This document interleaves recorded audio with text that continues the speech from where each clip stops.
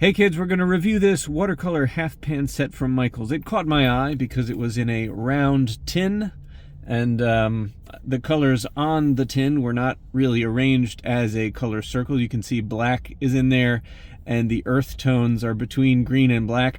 This is almost like a medieval or early Renaissance color circle, because it has nothing to do with spectral order. It's just like, well, circles are nice. Using the old dad trick of using your fingernail as a cutting device. It's got this cute little... Oh, it's for opening it. So actually the tin was misleading.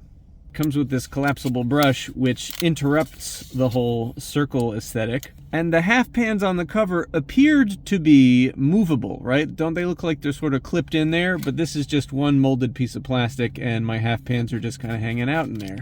But I'm also noticing that the pigments are not labeled anywhere on this thing. I'm going to give you some guesses as to what the pigments are. I'm going to guess we've got an ivory black, burnt umber, burnt sienna, yellow ochre. This looks like it's probably a phthalo green. This is probably another phthalo green, just formulated differently, so you've got two shades.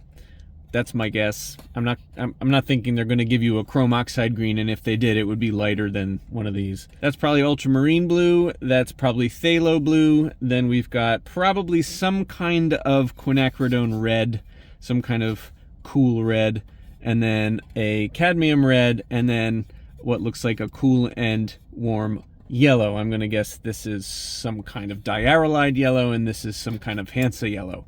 So notice we've got two of each of the primaries. We've got the cool and warm or split primary palette guiding the construction of this thing. You know, if you've seen my channel, my thoughts and feelings about the split primary palette. Why not just give me quinacridone magenta?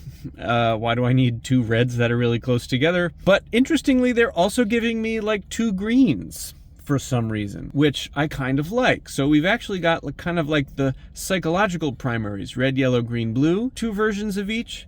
Some of those versions of each are kind of redundant. Again, I don't really think that it helps me to expand my palette. It just sort of plays into that warm, cool primary theory from, like, I don't know, the mid 20th century that a lot of people still use. So I'm gonna give this like a 6 out of 10.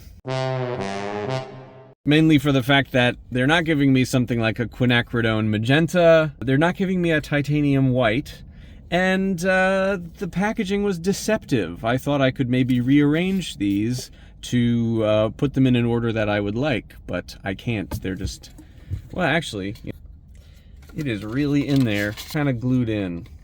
They're glued in. Nah, don't waste your money on it. Okay, you're still here because you're like, so then what do I do if I don't use a split primary palette in my watercolors?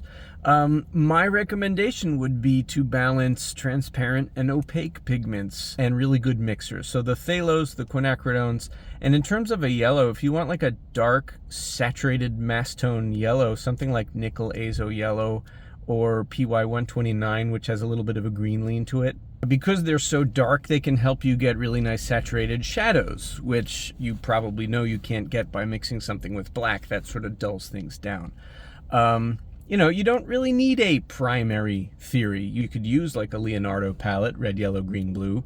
You could use a 5 primary palette, a 6, a 7, and 8 primary palette. It doesn't really matter. It kind of depends what you want to do. But don't feel beholden to this idea that you need a warm red, a cool red, a warm yellow, a cool yellow. Especially with yellow, it doesn't quite make a difference. And red has, in effect, always been a split primary because a spectral red, a red like cadmium red, can't mix purples because it cancels the short wavelengths of anything it mixes with, right? So I don't know if that helps, but that was the extended discussion inspired by this stupid product I found at the Michaels.